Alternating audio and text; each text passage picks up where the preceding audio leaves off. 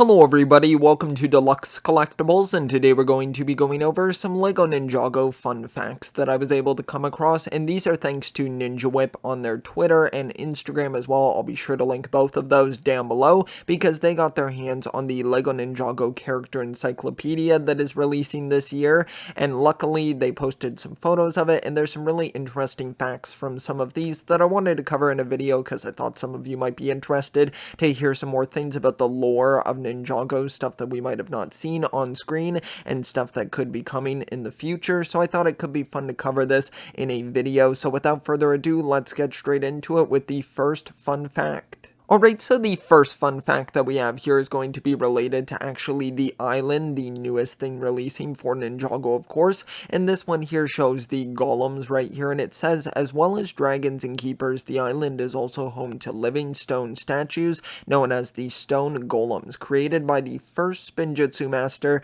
to help protect the storm amulet. These rock-hard guards cannot be stopped with elemental powers, so this is definitely very interesting. It tells us quite a bit, and I already knew some things about how the first Spinjitzu master was kind of connected to these keepers, because it did mention as well in some separate screenshots how it kind of talks about how this first Spinjitzu master gave them the storm amulet, so it would make sense that he would basically have created these rock guardians as well with the golems, and I think that that is some super cool lore there, and also how they cannot be stopped with elemental powers as well. So I think that's really interesting as well, that the first Spinjitzu master had this much power to create something like this. So I'm going to be interested if they dive into that more so in the future of Ninjago, and if we get to learn more about the first Spinjitzu master. Then the next fun fact that we have here, and this one is apparently canon as well, says, did you know Pixel is actually the 16th identical android to work for the digital overlord?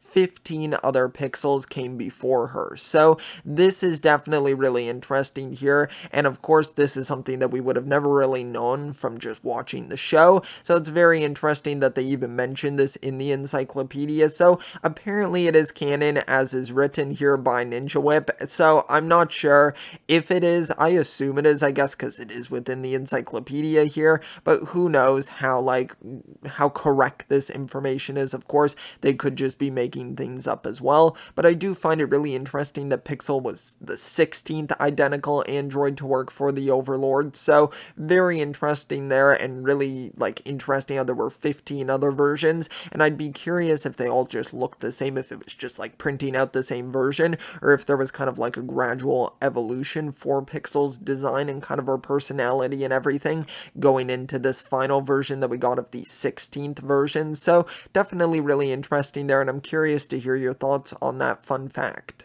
Now the final one that we have here, and probably the most interesting one, says, did you know Skylor's mother was the previous elemental master of Amber, but no one knows what happened to her or where she is gone? And also what was interesting is that, of course, like Ninja Whip kind of mentioned something, because this did go out on his Twitter, and he talked about how he thinks that Chen tried to harness her elemental powers, and when Skylor was born that her mother was banished to another realm by Klaus because Chen couldn't harness his wife's powers. So that's definitely a really interesting theory there, and I would definitely be curious to kind of find out more about Skylor's sort of like origins there, and her mother. Of course, it's always interesting to kind of learn more about that, and I would just love to see Skylor return once again, maybe even become a part of the ninja team just for a little bit at least, kind of how she did in season 9. So I think that would be really interesting to see them kind of expand upon her character, because I know that of course she is a fan favorite and beloved by the fans, of course, so I think that would be really interesting to dive deeper into her character and kind of her origins as well, even more so than we already did in season 4. So I'm interested to see more about that, or maybe see more about that, and also Klaus as well, because there are theories, of course,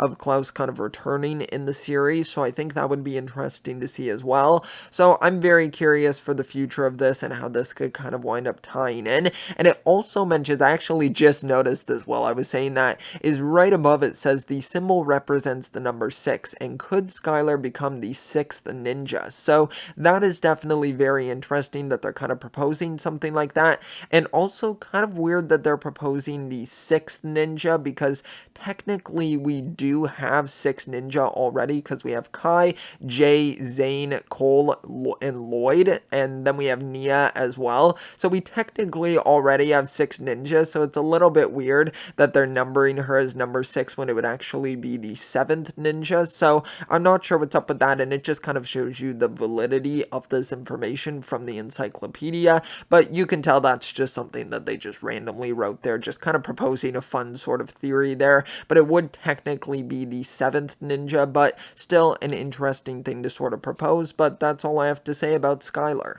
Alright, so that's going to conclude this video here. I just had 3 fun facts here, and if Ninja Whip reveals anything else, and also when I get my own hands on the encyclopedia, I'll be sure to cover more information and tidbits that we can uncover from it, because it's always interesting to find these little bits of information that aren't really directly covered within the actual series and that timeline. It's always interesting to find out little fun facts about the show, and if you're a hardcore fan, of course, I know you probably love hearing about stuff like that, but now I'm curious to hear your thoughts and opinions on these fun facts. What do you think of the validity of everything being said here in this encyclopedia? Do you completely trust it as canon, or are you a little bit apprehensive to some of the things that they write in here? Be sure to let me know all of that down below, and thanks so much for checking out the video. If you did enjoy, it would be highly appreciated if you could leave a like. Also subscribe as well if you'd like to see some of my future content. That would be highly appreciated, so thank you so much. I'll see you all next time, and always remember, keep on collecting.